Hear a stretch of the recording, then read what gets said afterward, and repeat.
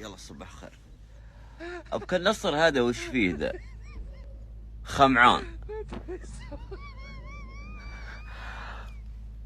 متعثر للدوري وجوا فيلكس مطبوق بكف وبيجيب الحمدان.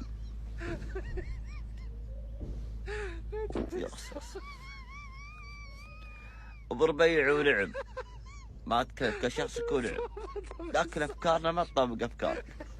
فاضيين لك حنا يا النصر، تبي تجلطنا انت جلطنا من زمان، تبي تجلطنا.